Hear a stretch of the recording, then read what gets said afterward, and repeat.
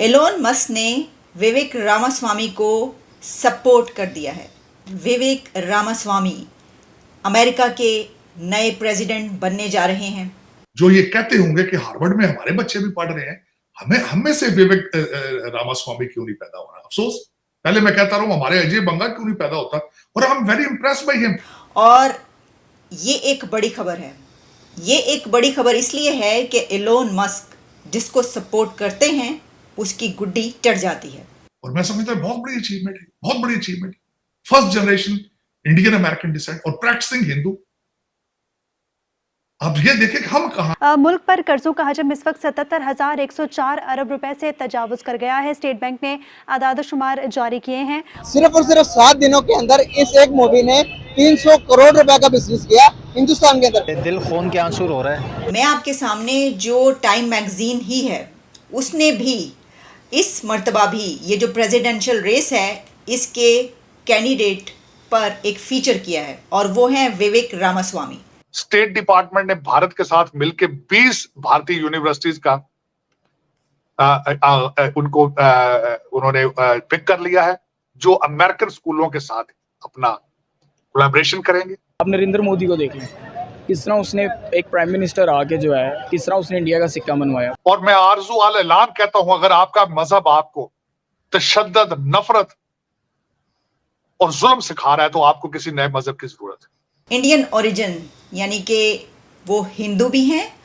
37 years old। Hello friends, जय Hind. Hindustan special में आपका स्वागत है दोस्तों। जैसा कि दोस्तों आपने क्लिप में देखा, पाकिस्तानी मीडिया ये चर्चा कर रहा है कि इंडियन ओरिजिन विवेक रामास्वामी अमेरिका के अगले प्रेसिडेंट बन सकते हैं और वह इस रेस में सबसे आगे हैं। सनी देओल की लेटेस्ट रिलीज फिल्म गदर 2 ने वाकई इंडियन बॉक्स ऑफिस पर गदर मचाया हुआ है। मूवी को दर्शकों से भरपूर प्यार मिल रहा है। इसी के साथ गदर 2 हर दिन कमाई के नए रिकॉर्ड भी बना रही है। मूवी अपने ओपनिंग डे से ही शानदार कलेक्शन कर रही है और रिलीज के 7वें दिन बाद भी सिलसिला थमा नहीं है। चलिए यहां पर जानते हैं कि गदर 2 ने अपनी रिलीज के 7वें दिन यानी गुरुवार को कितने करोड़ का कलेक्शन किया।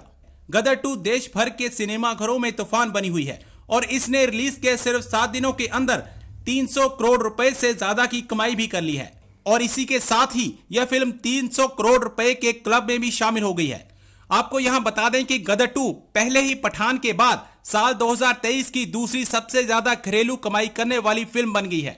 सवाल ये है कि क्या विवेक रामास्वामी अमेरिका के नए प्रेसिडेंट बनने जा रहे हैं? उनके चांसेस बहुत ब्राइट होते चले जा रहे हैं। आज उनके लिए एलोन मस्क ने भी ट्वीट कर डाला है। एलोन मस्क ने विवेक रामास्वामी को सपोर्ट कर दिया है और ये एक बड़ी खबर है। ये एक बड़ी खबर इसलिए है कि एलोन मस्क जिसको सपोर्ट करते हैं उसकी गुड्डी चढ़ जाती है। एलोन मस्क ने आज तक जिस कंपनी को सपोर्ट किया उसके शेयर्स ज़्यादा हो गए। बिटकॉइन को जब उन्होंने छोड़ा तो बिटकॉइन ढेर हो गया। एलोन मस्क का रामास्वामी को सपोर्ट करना बड़ी बात है और ये एक इंडिकेटर है कि आने वाले दिनों में आप देखेंगे कि इंडियन ओरिजिन यानी कि वो हिंदू भी हैं और उनका ताल्लुक़, उनके फोरफादर्स का ताल्लुक़, उनके पेरेंट्स का ताल्लुक़ इंडिया से है। तो आइंदा आने वाले हम दिनों में ये देखेंगे कि इंडियन ओरिजिन से ताल्लुक़ रखने वाला एक इंडियन अमेरिकन अमेरिका की प्रेसिडेंशियल रेस में बहुत आगे छलांग लगाने वाला है। विवेक रामास्वामी पे मैंने उस वक्त प्रोग्राम किया था जिस वक्त बहुत कम लोग बात कर रहे थे और मैंने आपको ये बताया था कि मुझे ये एक ऐसे प्रॉमिसिंग कैंडिडेट नज़र आए हैं जो इससे पहले भी एक मर्तबा ऐसा ही एक आ चुका है। और मैंने आपको एग्जाम्पल दी थी फॉर्मर प्रेसिडेंट ओबामा की। इसकी वजह यह है कि मैंने आपको कहा था कि जब टाइम मैगज़ीन में उनका इंटरव्यू पहली बार आया था कि ये प्रेसिडेंशियल रेस में शामिल हैं ओबामा, तो उनका इंटरव्यू देखकर, मैं उनको बिल्कुल नहीं जानती थी लेकिन देखकर मुझे लगा था कि ये बंदा इतना शाइनिंग है, इतना ब्राइट है और जिस तरीके से उस इंटरव्यू में उनको पोर्ट्रे किया गया था तो मुझे लगा कि ये बन जाएंगे प्रेसिडेंट और वो बन गए। वो इसलिए नहीं बने कि मुझे लगा था, वो इसलिए बने कि सबको ऐसे ही लग रहा था। तो क्या विवेक रामास्वामी के साथ भी यही होने वाला है? इसकी वजह यह है कि जो एलोन मस्क है उन्होंने तो उनको एक प्रॉमिसिंग कैंडिडेट कहा ही है, लेकिन उनकी एक और ट्वीट भी आ गई, वो क्या है वो भी आपको बताते हैं। लेकिन मैं आपके सामने जो टाइम मैगजीन ही है उसने भी इस मर्तबा भी ये जो प्रेसिडेंशियल रेस है इसके कैंडिडेट पर एक फीचर किया है, और वो हैं विवेक रामास्वामी। बिल्कुल उसी तरीके से कि जैसे टाइम मैगजीन ने एक फीचर किया था फॉर्मर प्रेसिडेंट ओबामा पर, और इसमें उन्होंने कहा है, is anyone having more fun running for president than Vivek Ramaswamy, कि क्या इनसे ज़्यादा कोई इस वक्त मज़े में है या इससे ज़्यादा कोई दिलचस्प सूरत हाल में है। एक यंग कैंडिडेट के तौर पर भी सामने आ रहे हैं, क्योंकि विवेक रामास्वामी जो है वो 38 ईयर्स के हैं और इनको रिपब्लिकन्स का दी यंगेस्ट कैंडिडेट कहा जा रहा है। तो उन्होंने कहा कि साथ में आप अपनी कैंपेन भी चला रहे हो, साथ में आप अपना बिजनेस भी रन कर रहे हो, और साथ में आप कुछ ऐसे यानी जिसे कहते हैं कि आप भलाई के काम भी करते हुए नज़र आ रहे हो। तो विवेक रामास्वामी में वो तमाम जो क्वालिटीज़ हैं वो टाइम मैगज़ीन को नज़र आ रही हैं। तो क्या टाइम मैगज़ीन ये कह रहा है कि जिस तरीके से ओबामा प्रेसिडेंट बने थे वैसे ही विवेक रामास्वामी भी बनने जा रहे हैं? तो देखिए ये तो आने वाले दिन हमें बताएंगे। लेकिन सिर्फ यही नहीं, बल्कि टाइम मैगज़ीन के अलावा जब मैंने देखा तो फॉक्स न्यूज़ ये कह रहा है कि विवेक Ramaswamy shares 10 commandments of 2024 campaign starts with God is real, there are 2 genders। अच्छा, ये बात जो उन्होंने कही ना, इसी को लेकर जो एलोन मस्क हैं उन्होंने ट्वीट भी किया है उनके लिए। अच्छा, फिर हम देखते हैं कि द न्यू यॉर्कर उनके लिए लिख रहा है, इन विवेक रामास्वामी दी रिपब्लिकन्स हैव समथिंग न्यू।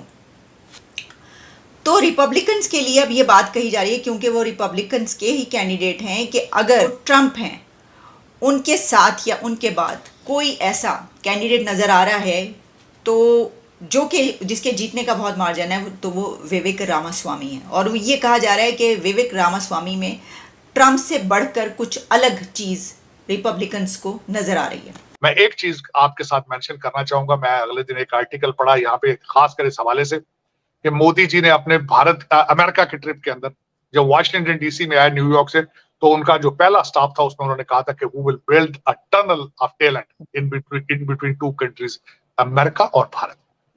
उस टनल का आगाज हो चुका है। स्टेट डिपार्टमेंट ने भारत के साथ मिलकर 20 भारतीय यूनिवर्सिटीज का उन्होंने पिक कर लिया है, जो अमेरिकन स्कूलों के साथ अपना कोलैबोरेशन करेंगे, और वहां पे जो स्टूडेंट होंगे वो 1 साल पहले ही अपना वीजा लेने की सलाहियत रखेंगे। I-20 की जो एक शर्त थी वो भी खत्म कर दी गई है। जो स्टूडेंट यहां आएगा वो 3 साल यहां रह के उसको इजाजत होगी, काम करेगा, वो मजीद लर्न करेगा। तो वो talent, this is what is called delivery, बिल्कुल, this is called the following. Tony Blinken साहब ने एक बंदा यहाँ पे भारतीय निजाद है, मेरा ख्याल स्टैनफोर्ड यूनिवर्सिटी या कोलंबिया यूनिवर्सिटी में प्रोफेसर थे, मैं भूल रहा हूँ, जो वहां से उनको पिक किया गया है, उनको इंचार्ज बनाया गया उस प्रोग्राम का। He is working in state department just for this task,